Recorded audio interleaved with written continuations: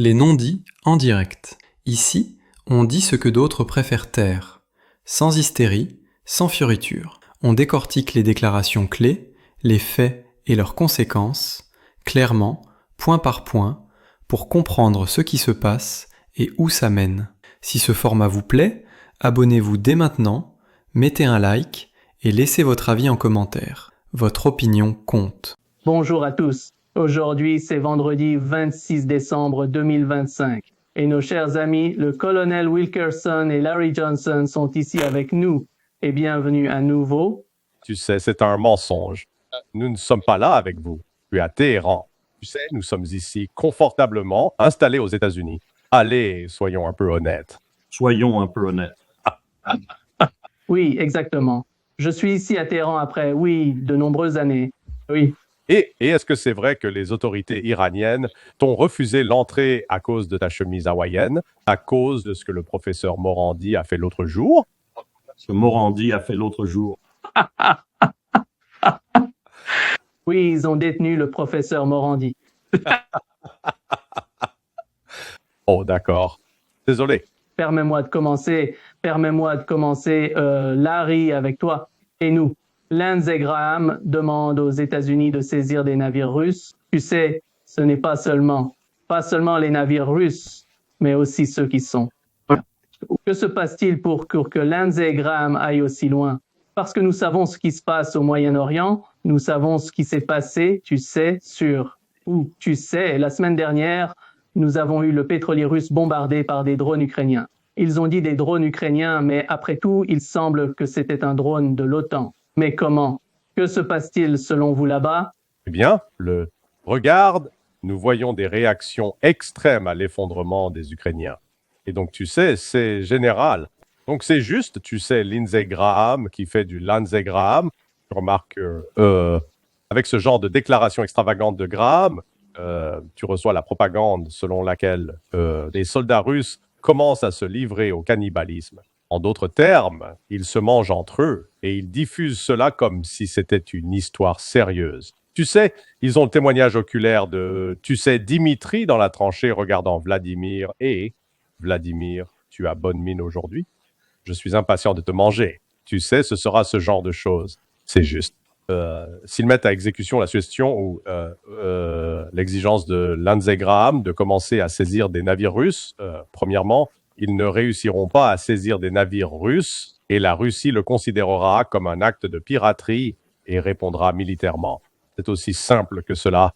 Tu sais, regarde, la marine américaine ne peut même pas en ce moment détenir certains des pétroliers au large des côtes du Venezuela. Tu sais, ils essaient, mais ils poursuivaient un pétrolier l'autre jour. Alors, c'est juste ce que cela souligne, ce sont les limites du pouvoir américain. Et je pense que dans ce cas particulier, tu sais, s'il passe à l'acte, cela déclenchera une escalade. Et franchement, les États-Unis ne sont pas prêts à gérer une escalade. Colonel, qu'en pensez-vous, ce que Larry vient de dire? Chaque jour qui passe, Nima, des événements plus bizarres émanent de cette administration incompétente et stupide. Je ne peux pas, je n'arrive pas à le croire. Je pensais que nous aurions une pause, tu sais, peut-être un répit d'au moins 24 heures pour Noël. Pas vrai. Nous faisons route vers le golfe de Guinée et envoyons une série de missiles sur Boko Haram, peu importe, au Nigeria. Il n'y a pas d'organisation plus corrompue sur Terre que l'armée nigériane. Permettez-moi d'ajouter que, ayant dîné avec ces gens et Sani Abacha, il n'y a rien. Alors, ils sont complices, dit le New York Times. Ils ont accepté. Ils sont heureux que nous ayons fait cela. Je me demande si nous avons tué des agents de la CIA. C'est la première chose qui m'est venue à l'esprit. Avons-nous averti la CIA de quitter les endroits où ils coordonnent avec l'EI et Boko Haram et d'autres personnes de ce genre? Avons-nous averti le Mossad? Avons-nous averti le MI6 avant d'envoyer les missiles? Est-ce encore un cas où je suis tout à fait sérieux, envoyant 50 missiles de croisière en Syrie, mais j'ai averti les Russes? Qu'est-ce qui se passe ici? Nous provoquons la moitié du monde et nous le faisons, comme l'a dit Larry, avec une marine qui est loin d'être extrêmement puissante maintenant. Et si vous vous en mêlez avec la Russie, vous allez découvrir à quel point la marine américaine est faible. Donc, je ne comprends pas cela. Je comprends XZ. C'est un sous-lieutenant dirigeant une énorme organisation dont il n'a aucune compréhension. Et si vous regardez ce qui s'est passé hier avec Rubio, avec Kristi Noem, je crois aussi, si je me souviens bien, et avec Exet, et Exet était simplement flagrant, ce sont des expressions de vœux de Noël. Abraham Lincoln a prononcé le discours le plus éloquent de l'histoire de cette République à Gettysburg. Il n'a rien dit sur la religion dans ce discours jusqu'à ce qu'il arrive à la fin et qu'il dise, sous Dieu impliquant, comme George Washington le faisait souvent, qu'il y avait une providence quelque part et que nous étions une nation sous cette providence. Il n'a pas dit Jésus-Christ, il n'a pas dit chère chrétienté, il n'a pas dit qu'il voulait faire de la chrétienté une religion nationale. Ces gens sont absurdes et ils sont dangereux, extrêmement dangereux. Et je ne sais pas ce qui va se passer au jour le jour. C'est en train de devenir, comme je l'ai dit, bizarre. Et, permettez-moi juste d'intervenir, le retour que nous recevions s'est arrêté. C'est un miracle de Noël. Dieu nous a entendus. Oui, et il a dit. Et a dit, ne dérangez pas ces gens. Dieu nous a entendus. Oui, Dieu a dit. Oh non, non. Et voilà, c'est reparti. Vous avez tout gâché? Je l'ai gâché. D'accord, désolé. Nima ne sait même pas de quoi nous parlons. Je sais. Elle ne sait même pas de quoi on parle. Larry, le colonel vient de dire que vous savez Pete Exet, mais qui est en charge au Pentagone? Pensez-vous que Pete Exet fait cela, vous savez, à cause de la pression politique sur lui et qui tire les ficelles en coulisses? Est-ce Donald Trump? Est-ce quelqu'un d'autre? Est-ce Marco Rubio? Je pense en fait que Suzy Wiles joue En fait, je pensais que Suzy Wiles. un rôle très important là-bas, basé sur cette interview dans Vanity Fair qu'elle a donnée puis niée. Mais cela a montré plusieurs fois où Trump a pris une décision et elle l'a annulée ou modifiée ou a imposé des contraintes à ce sujet. Donc elle a une voix. Vous savez, je suis presque au stade de ne pas croire que quelqu'un soit en charge au sein de Trump. Je veux dire, Trump a certainement une certaine influence, mais j'ai remarqué, si vous avez remarqué de Pete Exet, il devient très vite gris. Je veux dire, ce garçon est sous une certaine pression en coulisses. Il ne le montre pas en public, mais on ne devient pas gris comme ça en, vous savez, 10 mois, juste à cause de, vous savez, il est un jeune gars. Il est dans la quarantaine. Donc, le Trump, je pense que la question n'est pas tant qui est en charge, mais s'il y a une stratégie claire. Et y a-t-il ensuite des mesures tactiques prises pour accomplir cette stratégie? Et je dirais que dans les deux cas, non. Il n'y a pas de planification. En fait, vous savez, le colonel Wilkerson peut probablement réfléchir à cela. Juste avant la guerre d'Irak, en 2003, à l'époque, j'étais ami avec elle, Paul Bremer, Jerry Bremer, et j'avais littéralement déjeuné avec lui, vous savez, comme 2 ou 3 jours avant qu'il ne soit demandé de devenir, vous savez, le Pouba de Bagdad. Et vous savez, j'ai essayé de le connecter avec Palang, qui avait été le précédent chef de la division du Moyen-Orient à la DIA, et il avait été attaché de défense au Yémen et en Arabie Saoudite. Il avait porté à la main des renseignements à l'armée irakienne pendant la guerre Iran-Irak. Et vous savez, Jerry a dit non, je n'ai pas besoin de lui parler. Et toute la planification qui avait eu lieu avant cette invasion est simplement partie par la fenêtre. Je sais qu'un de mes anciens patrons au département d'État, l'ambassadrice Barbara Bodine, était l'une des personnes sur le terrain qui avait été chargée parce qu'elle avait de l'expérience dans le domaine.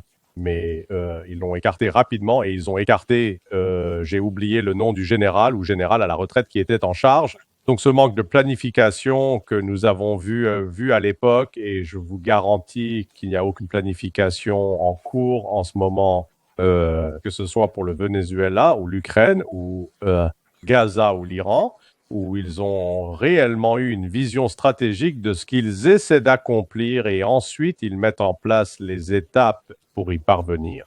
Là, il n'y a personne dans l'administration Trump qui fasse cela, je crois. Bingo. Bingo. Absolument vrai. Absolument vrai. Et en parlant de Barbara Bodine. Allez-y. Non, en parlant de Barbara Bodine, nous l'avons surnommée la mère de Bagdad quand elle a rappelé et a dit aucun téléphone ne fonctionne à Bagdad sauf au ministère du pétrole. Et bien sûr, ça a décollé à partir de là.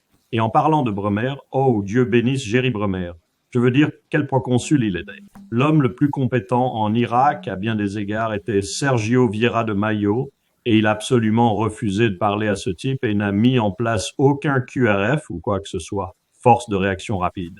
Alors quand Al-Qaïda a bombardé le siège de l'ONU qui, à cause de cela, a été déplacé, Sergio est mort dans les décombres avec son téléphone portable en parlant de ses autres collègues. Est-il sorti? Ont-ils été sauvés? Ou ont-ils été gravement blessés?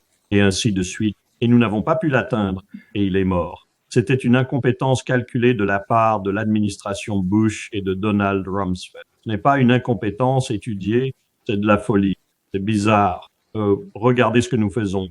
Il doit y avoir, Nima, quelques 3 étoiles, 2 étoiles des colonels restés au Pentagone qui comprennent la stratégie globale des États-Unis. Et qu'est-ce que je veux dire par là? Je veux dire, une part essentielle de cette stratégie, c'est ce que nous appelons. Ouais. Appelons au fil des années la mission de présence. Et cela inclut tout, des porte-avions aux groupes amphibies prêts, aux unités expéditionnaires marines, aux fonds amphibies nécessaires pour employer de telles choses partout dans le monde, dans des lieux clés qui font partie intégrante de la stratégie globale des États-Unis. Pas seulement la liberté de navigation, la stratégie globale des États-Unis.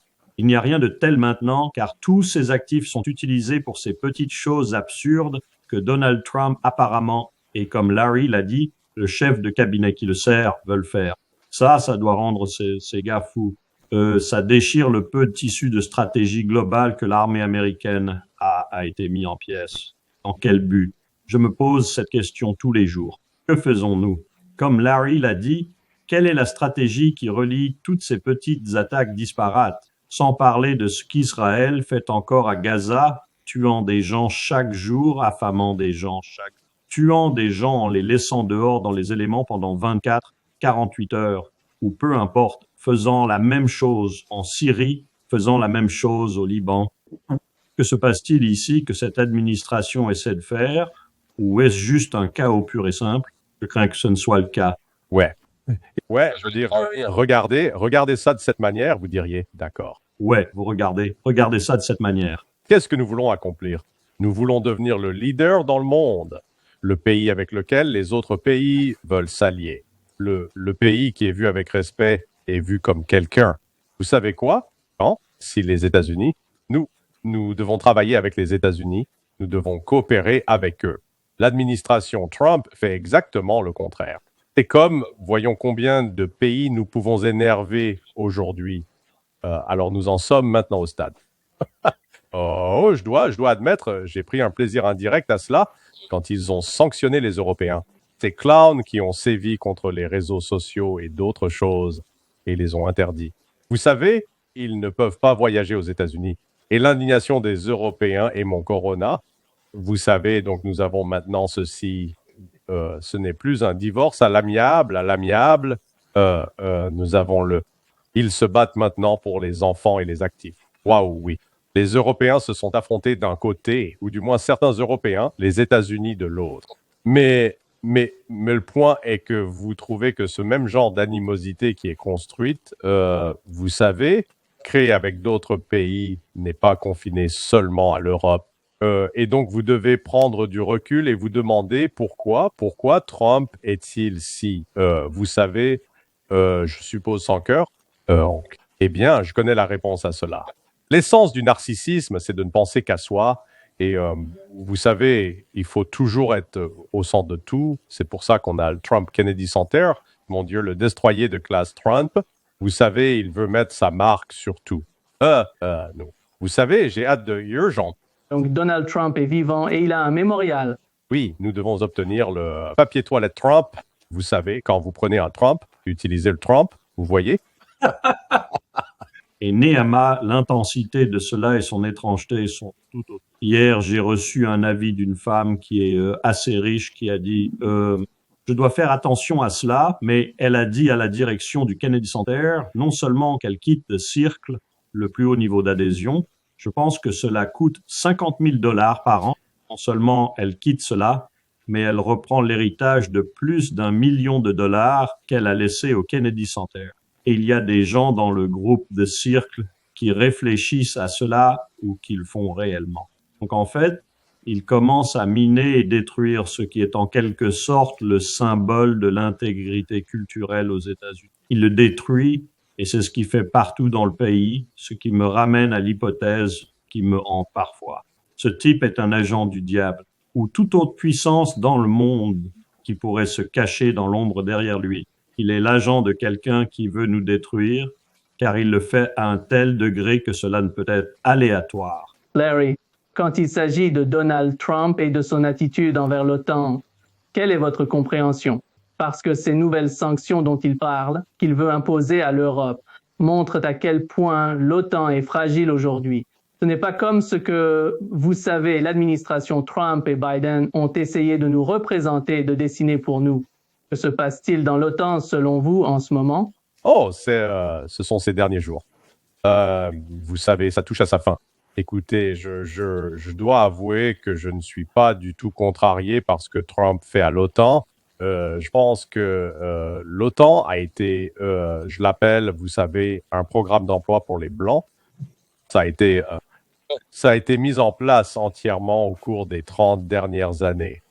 Juste pour fournir des postes supplémentaires, des postes de commandement d'officier général, soi-disant postes de commandement, sans avoir de véritable objectif stratégique. Si jamais l'OTAN a travaillé à contre-courant de son objectif stratégique, qui serait, vous savez, la paix et la sécurité, et au lieu de promouvoir la paix et la sécurité, c'est vraiment devenu un moyen de promouvoir le conflit. Donc vous savez, je reviens en arrière. Je pense que l'une des raisons pour lesquelles il y avait une telle opposition à Trump au départ, et en ce qui concerne le Russia-Gate, et pourquoi l'Angleterre a embarqué si tôt.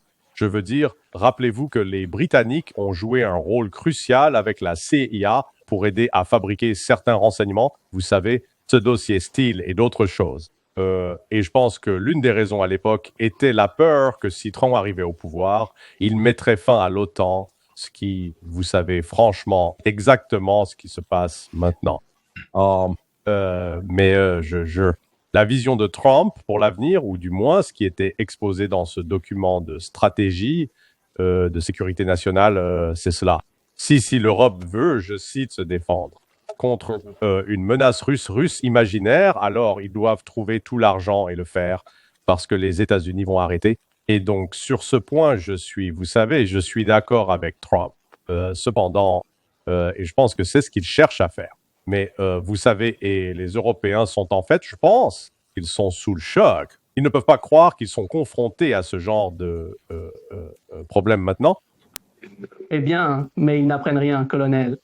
Je ne vois pas de sitôt s'ils seraient intéressés à changer leur attitude en Ukraine. J'ai manqué la première partie de votre question. J'ai manqué. Les Européens, je parle des Européens si vous voulez. Vous savez, compte tenu de toutes les pressions exercées sur les Européens, je ne vois pas les Européens changer d'avis en Ukraine. Non, moi non plus. Parce que je pense que l'Amérique les mène maintenant dans cette idée qu'ils peuvent prendre ces 5% qui apparemment sont maintenant approuvés par les grandes puissances de toute façon, et même s'ils n'obtiennent que 3% à 4%, ce sera ce qui ravivera leurs économies désormais très moribondes dans certains cas, mais certainement en difficulté, notamment en Allemagne. C'est leur méthodologie maintenant, c'est leur politique économique maintenant. Et ils ne peuvent pas se retirer d'Ukraine parce que c'est ce qui leur donne la menace à soutenir avec leur peuple, pense-t-il, cette dépense supplémentaire et le fait qu'elle sera reconstruite avec l'industrie de la défense. Où avons-nous déjà vu cela? C'est vraiment inquiétant. Où avons-nous déjà vu cela? Au fait, Larry, merci d'avoir parlé de cette idée de tout blanc. J'ai toujours pensé que la principale raison pour laquelle l'Europe n'autorisait pas la Turquie à entrer dans l'UE était en partie économique, mais en partie le mépris pour les musulmans. Maintenant, j'ai une autre raison. Oui. Vous avez raison. Oui. Vous avez raison. L'OTAN est blanche comme neige. Oui, ces Turcs sont trop basanés pour entrer. Oui, Jésus était basané. Oui, ça aussi. Nous le présentons comme pur, mais il ne pouvait pas l'être. D'où venait-il? Il venait de Palestine. Larry, où en sommes-nous avec les négociations actuelles de Dmitriev avec Steve Witkoff? Chaque fois qu'il vient, il est allé à Miami et a parlé avec Steve Witkoff, Kushner, mais quel est le résultat de ces discussions? Eh bien, ces discussions, je pense, n'ont en fait rien à voir avec la fin de la guerre en Ukraine. Ni Dmitriev, ni Witkoff n'ont le poids et le statut pour, entre guillemets, négocier un accord. Regardez, la Russie a été sans équivoque sur ces conditions. Ils n'ont pas reculé d'un pouce par rapport à ce que Poutine a dit le 14 juin 2024. Et Poutine l'a réitéré il y a une semaine vendredi. Vous savez, il y a une semaine aujourd'hui, lors de sa conférence de presse de fin d'année, ils ne vont pas céder de territoire. Ils ne vont pas geler sur place. Ils ne vont pas permettre à l'Ukraine d'avoir une armée de 800 000 hommes. Man Army. Ils ne vont pas permettre aux forces de maintien de la paix de l'OTAN d'entrer en Ukraine. Rien de tout cela ne va se produire. Et en plus de cela, ils ne vont pas accepter ils n'ont pas dit cela en public, mais d'après, vous savez, mes conversations avec des gens en Russie et en comprenant simplement l'histoire de base, la Russie va. D'accord, la Russie va exiger qu'il soit comme ce soit un traité, qu'il doit être ratifié par le Sénat américain.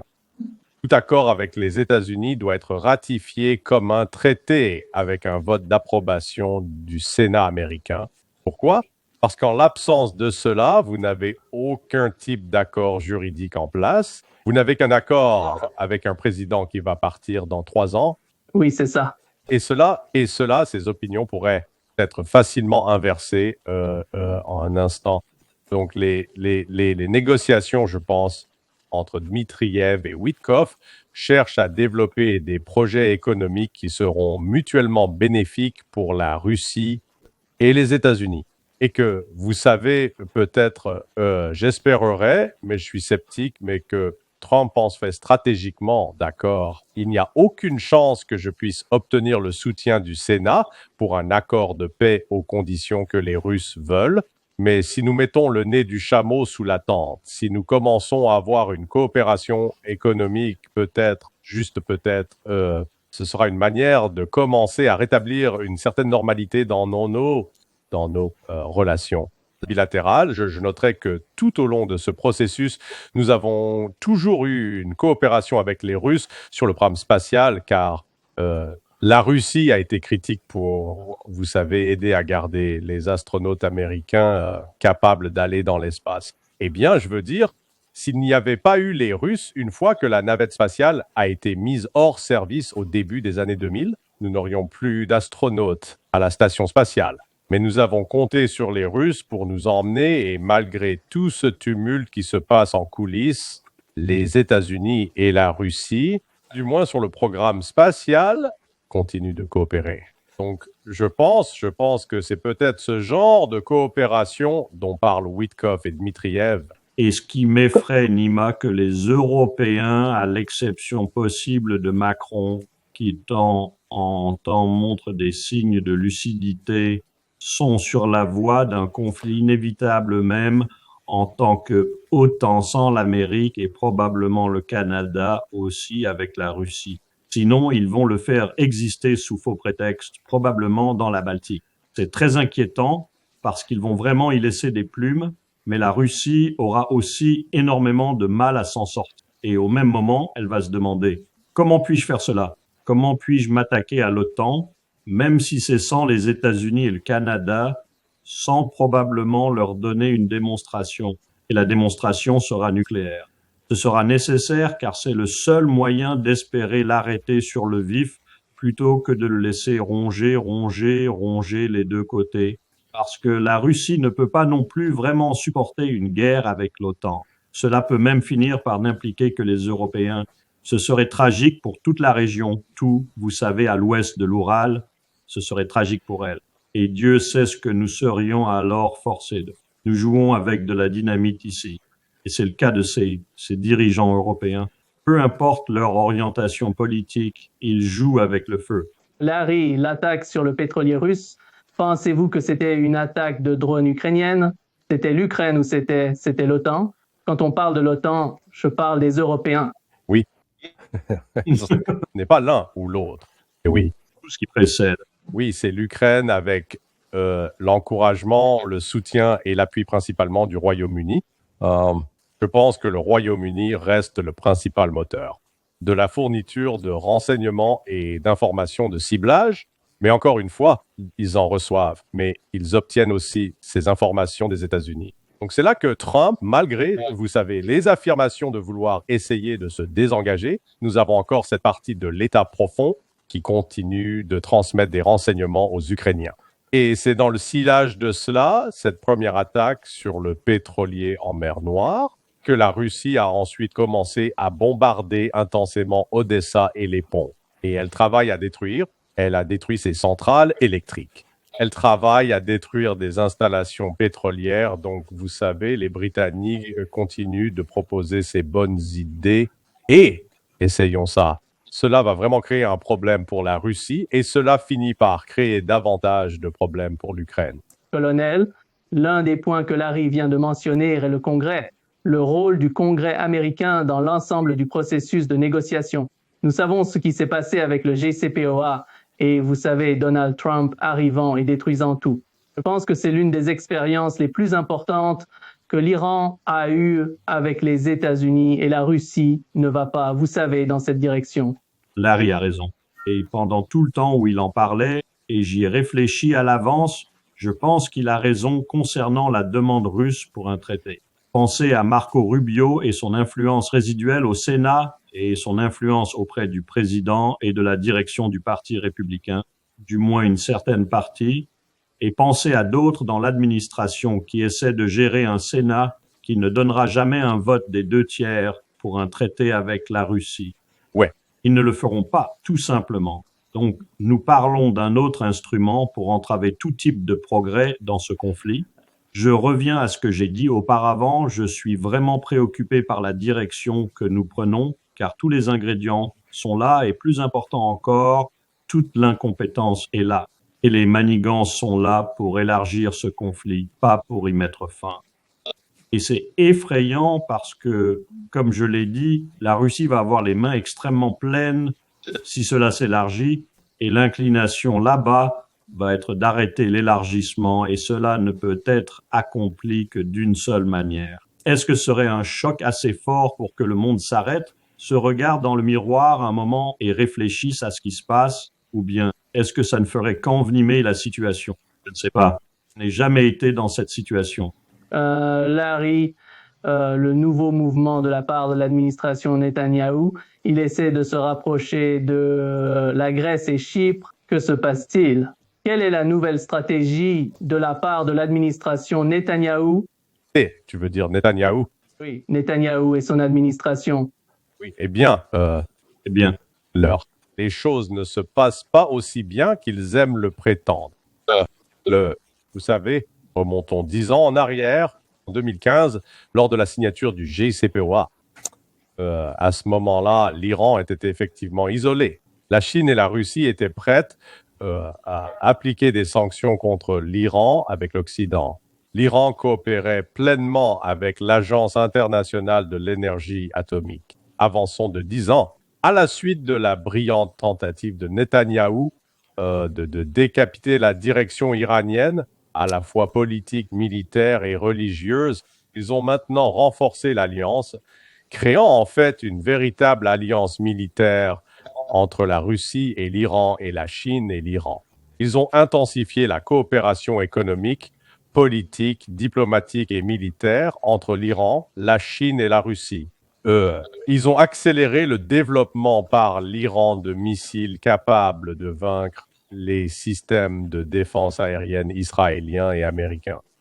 Et ils ont également expulsé l'Agence internationale de l'énergie atomique pour l'empêcher de faire des inspections. Où le monde, les États-Unis, le monde occidental ont maintenant moins de visibilité, moins d'accès aux renseignements sur ce que fait l'Iran. Bibi a fait ça. D'accord? C'est en grande partie le résultat de Bibi Netanyahou. C'est presque comme s'il avait été mis en place spécifiquement pour essayer de détruire Israël, parce que bien qu'ils fassent ostensiblement tout au nom de soutenir et protéger les intérêts d'Israël, ces décisions réelles et les choses qu'ils font, ce qui fait le pays de plus en plus près du bord de la destruction. Et ça, et tu sais, juste quand tu regardes la réputation ou la propagande diffusée sur la force de défense israélienne comme étant la meilleure force militaire au monde, quelle blague. Et tu sais, encore une fois, j'ai déjà souligné ce point, la bande de Gaza occupe environ 350 km². Israël, au cours de maintenant plus de 26 mois, a été incapable de conquérir et dominer ce territoire, malgré le fait que les combattants du Hamas et d'autres combattants palestiniens soient acculés contre l'océan et entourés de tous côtés. Ils n'ont pas pu le vaincre en 26 mois. Alors que ces 2 dernières semaines, la Russie a pris 350 km² rien qu'en Ukraine. En novembre, ils ont conquis 700 km² en un mois. Je veux dire, donc, la Russie actuellement s'empare de territoire à un rythme que l'armée israélienne n'a pas pu faire. Et puis, en plus de ça, Israël n'est pas seulement, pour ainsi dire, embourbé à Gaza. Oui, ils tuent des gens. Oui, ils sont en train de, vous savez, ruiner, juste détruire l'endroit. Mais ils ont également des déploiements militaires au Liban et en Syrie. Ils n'ont pas de ressources humaines illimitées. Et malgré le chaos, la mort et la destruction qu'ils causent, cela inflige aussi un coût très lourd à Israël, un coût qu'ils ne pourront pas supporter à long terme, selon moi.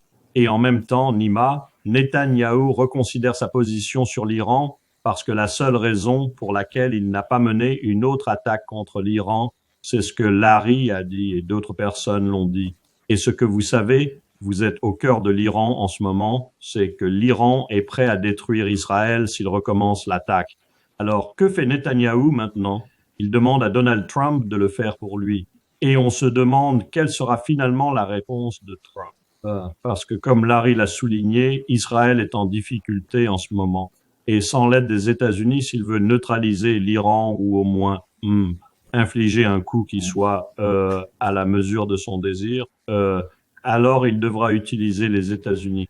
Maintenant, revenons à mon commentaire initial sur le fait que nous sommes mal déployés dans le monde actuellement. Jusqu'où serions-nous encore plus mal déployés si nous devions faire cela? Et combien d'actifs, de combats supplémentaires devrions-nous utiliser? Parce que il est très difficile de les reconstruire avec la base industrielle de défense que nous avons actuellement. Surtout que nous examinons maintenant des éléments essentiels pour cette armée qui proviennent exclusivement de Chine et nous ne pouvons pas les obtenir. On ne peut pas inventer ça. Nous sommes dirigés par des idiots.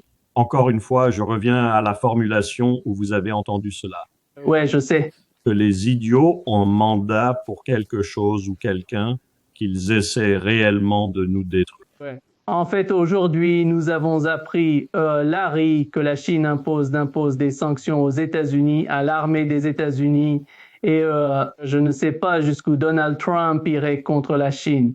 Bonne question. Ah, mais, eh bien, jusqu'où peut-il aller? Oui. Je veux dire, vous savez, qu'est-ce qu'il va faire? Déployer des porte-avions, une force opérationnelle. Je veux dire, vous savez, Donald Trump n'a pas d'option militaire viable vis-à-vis de la Chine.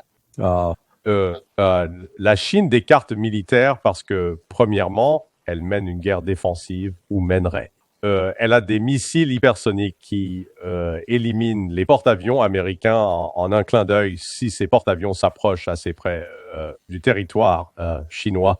Et les États-Unis. Beaucoup de systèmes d'armes critiques américains dépendent des exportations chinoises de minéraux de terres rares. Nous n'avons pas d'alternative. Donc, vous savez, quand vous réalisez que la Chine détient beaucoup des cartes, l'approche sage est de se faire des amis avec la Chine et de s'entendre avec elle au lieu de prendre des mesures pour antagoniser. Et vous savez, la récente vente d'un nouveau paquet d'armes à Taïwan, bien que cela soit fait pour servir l'intérêt du complexe militaro-industriel américain, parce que vous savez, ils doivent être payés. C'était comme frotter du sel sur une plaie ouverte pour les Chinois. Et vous savez, cela réaffirme simplement de leur point de vue que les États-Unis ne sont pas un partenaire viable, dans aucun domaine, que ce soit économique, diplomatique ou militaire. Si j'étais en charge de l'armée en RPC en ce moment, appeler cela leur président des chefs d'état-major interarmés, bien que leur structure soit un peu différente, et que j'allais voir Xi Jinping ou les membres du Politburo portant des muflis, que je suggérais ceci ou cela, ce serait rester calme. Ils se détruisent eux-mêmes. Laissons-les simplement continuer. Partout, nous pouvons ajouter à cette destruction sans provoquer de guerre ouverte. Très bien. Comme retenir les minéraux critiques dont ils ont besoin ou autre chose. Mais sinon, nous gagnons. Nous sommes triomphants. L'histoire est de notre côté, vraiment. Qu'ils se détruisent eux-mêmes. Ce qui me ramène à l'idée que quelque chose dans cette administration est physiquement un agent pour quelque chose. Peut-être l'antéchrist, je ne sais pas. Je ne suis pas du genre à croire à ce genre de choses, mais c'est incroyable comme nous nous détruisons nous-mêmes. Je sais que les empires tout au long de l'histoire humaine ont fait cela pendant 5000 ans, et je sais qu'ils l'ont fait de différentes manières, impliquant l'irresponsabilité physique et le pouvoir qui leur monte à la tête, etc. L'épuisement de leurs élites, mais je ne suis pas sûr qu'il y en ait jamais eu un qui ait essayé de se suicider de manière aussi manifeste et compréhensible que nous en ce moment. Et cela défie la logique, à moins qu'il n'y ait quelque chose derrière cela. Qu'est-ce que cela pourrait être? Et je continue à me demander, pour qui Trump travaille-t-il finalement? Pour sa poche, à mon avis. Eh bien, ça en fait partie.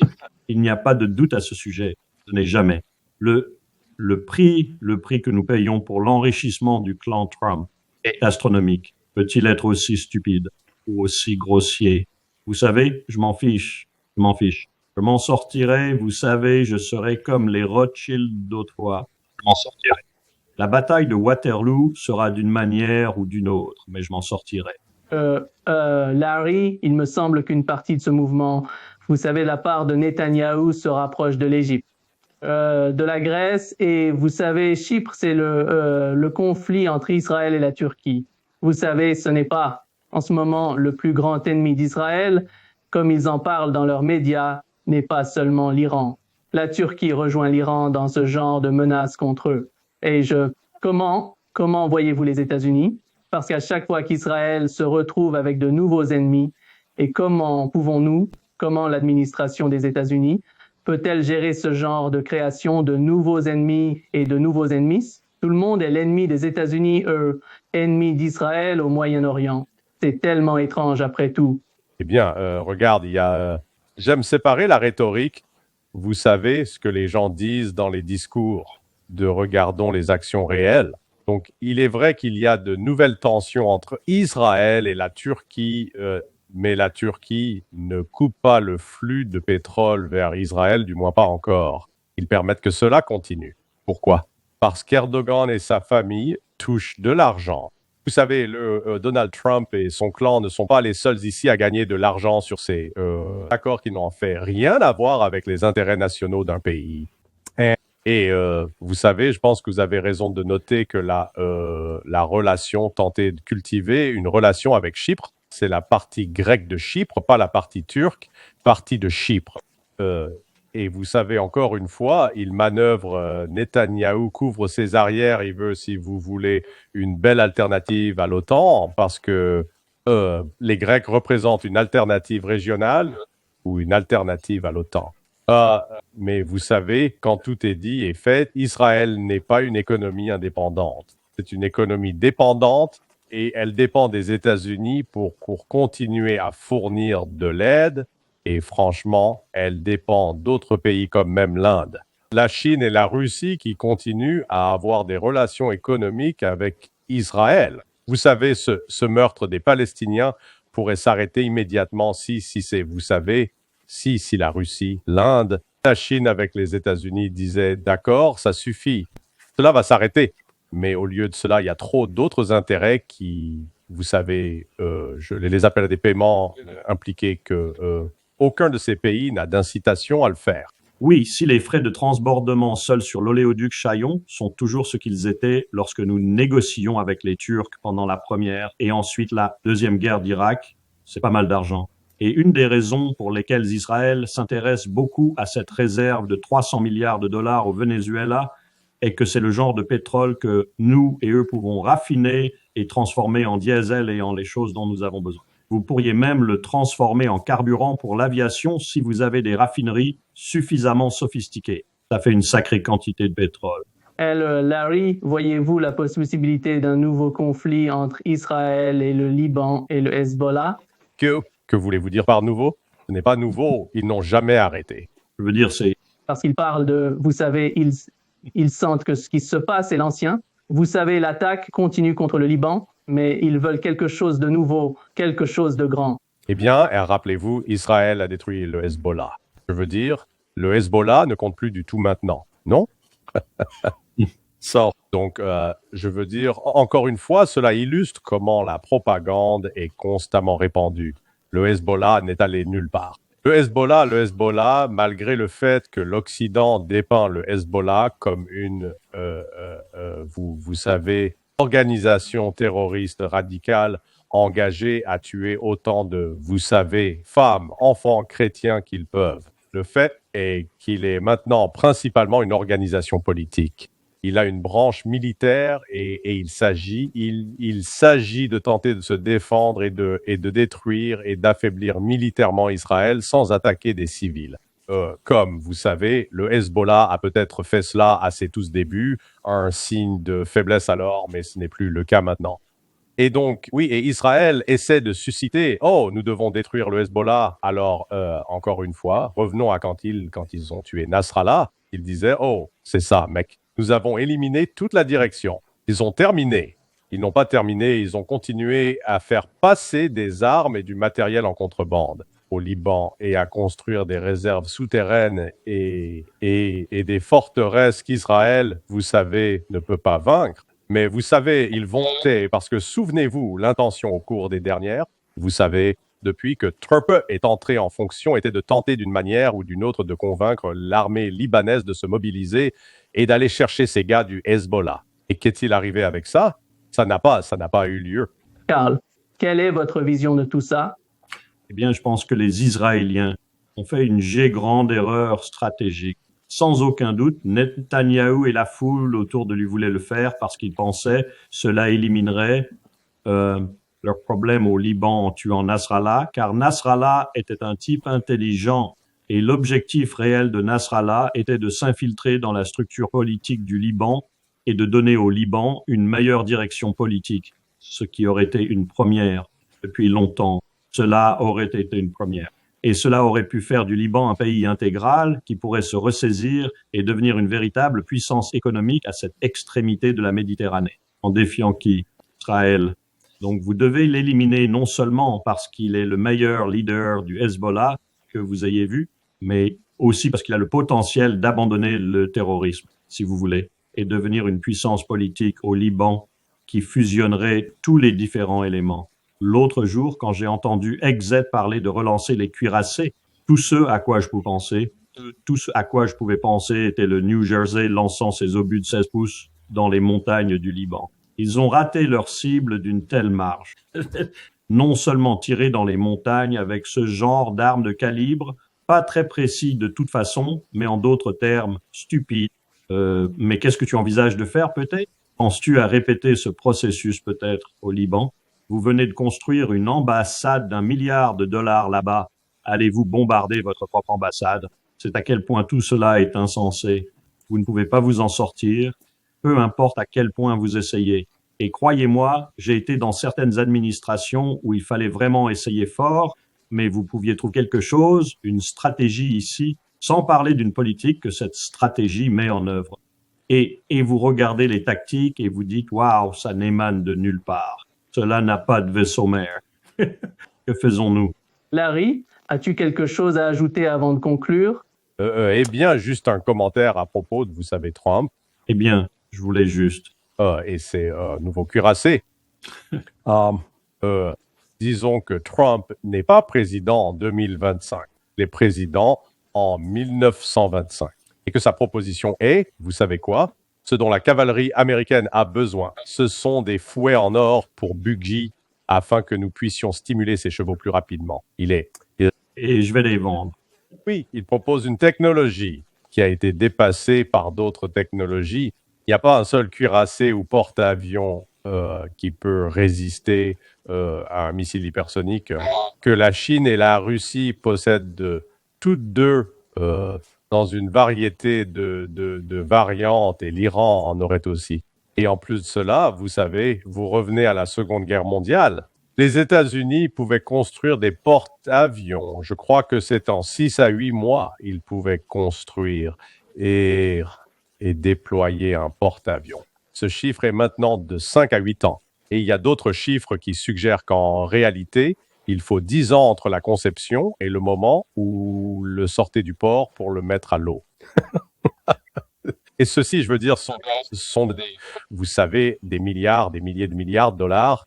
Vous savez, pas des milliers de milliards, mais des centaines de milliards de dollars de simple gaspillage d'argent qui n'est plus pertinent par rapport au tableau stratégique existant dans le monde. Et c'est, vous savez, si vous allez demander à certains moteurs de recherche d'intelligence artificielle, ils vous diront « Oh oui, les États-Unis sont bien plus forts que la Russie parce que nous avons 11 porte-avions qui peuvent aller en mer. » Oui, parce que la Russie est assez intelligente pour comprendre pourquoi construire un fouet pour Buggy quand tout le monde commence à conduire des Lamborghinis. D'accord? Ils ne montent pas à cheval, ils conduisent des voitures. Et encore une fois, c'est là que Trump ne comprend pas cela.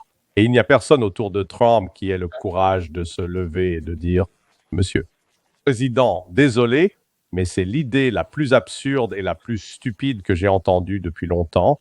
Cela va nous retarder, mais vous savez, encore une fois, les États-Unis continuent de s'adonner à cette fantaisie. Et quand vous regardez, si nous parlons du Venezuela, toute notre démonstration de force là-bas, avec encore une fois la question, quelle est la stratégie? Qu'essayons-nous d'accomplir? Et avons-nous rassemblé les outils pour y parvenir? Chaque fois que j'entends, ils disent « Oh mec, il déploie des forces d'opération spéciales. » Eh bien, la seule chose que je sais, car j'ai passé presque 25 ans à travailler en étroite collaboration avec ces GSOC et SOCOM et avoir, vous savez, des exercices de scénarisation, à être impliqué dans l'exécution de ces exercices, à savoir ce qu'ils peuvent faire, à savoir ce qu'ils ne peuvent pas faire.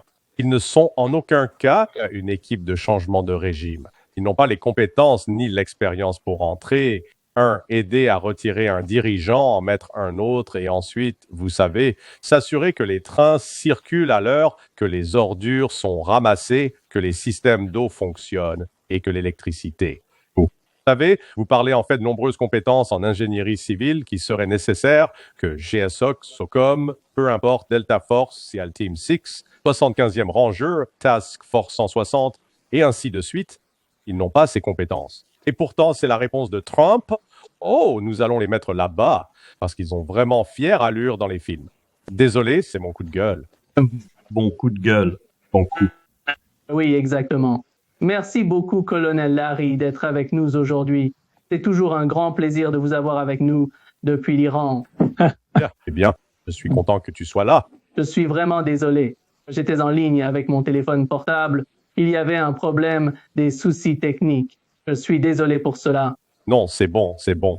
Je suis content que tu sois là. Tes parents veulent jouer avec leurs petits-enfants, donc tu leur rends service parce que, comme le colonel Wilkerson te le dira, les petits-enfants égayent ta journée. Laisse-moi te donner un petit résumé de mon point de vue, Nima. J'allais au PAC, au commandement Pacifique, comme on l'appelait à l'époque, et j'allais consulter une grande carte avec mon amiral. Et de temps en temps, nous examinions ce que nous appelions la stratégie du commandement. C'est juste la moitié du monde, d'accord. 35 ambassadeurs, un nombre équivalent d'États. Toutes sortes de stratégies et de politiques développées tant du côté civil que militaire. Donc je regarde le côté militaire et certes, cela faisait partie intégrante des OPLAN 5000 et 5001. 5000 pour la guerre en Europe, 5001 pour la guerre dans le Pacifique, avec l'idée qu'elle pourrait probablement commencer simultanément. En fait, j'observe les forces américaines. des forces déployées partout sur la planète en permanence. Je sais pourquoi elles sont là, je connais le but de la diplomatie en cours pendant leur présence, je connais la raison de leur présence dans cette zone, je connais les munitions qu'elles transportent à bord, je connais les capacités de ces forces opérationnelles et tout. Certes, nous avions cette grande guerre que nous envisagions, que représentaient les deux au plan, mais nous avions aussi le reste du monde qui, périodiquement, nous posait problème. La guerre froide ne nous posait pas de problème, c'était ces petites choses qui éclataient partout et nous avions des plans de contingence pour cela. Nous avions, disons, des sous-stratégies pour cela et nous savions ce que nous allions faire avec ce paquet de forces dans cette zone particulière si l'un de ces problèmes survenait, comme le disait Powell, celui qui survient sans que vous l'ayez prévu est celui qui vous attrape. Nous avions des forces supplémentaires pour cela. En d'autres termes, nous avions une stratégie et les civils avaient une politique qu'ils nous donnaient et que cette stratégie était conçue pour mettre en œuvre. Il n'y a plus rien de tout cela aujourd'hui. Oui. Et c'est très préoccupant. Merci d'accomplir ton travail, d'essayer d'apporter un éclairage là-dessus et pour tout ce que tu fais. Joyeux Noël à vous deux. Merci beaucoup d'avoir été avec nous aujourd'hui. À bientôt. Au revoir. Au revoir. D'accord.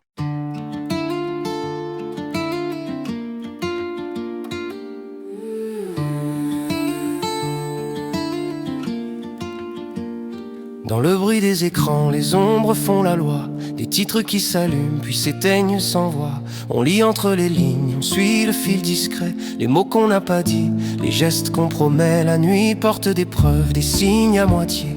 Un chiffre, une image, un regard détourné. Si tout semble clair, c'est peut-être un décor. Nous on cherche la faille et la vérité dehors.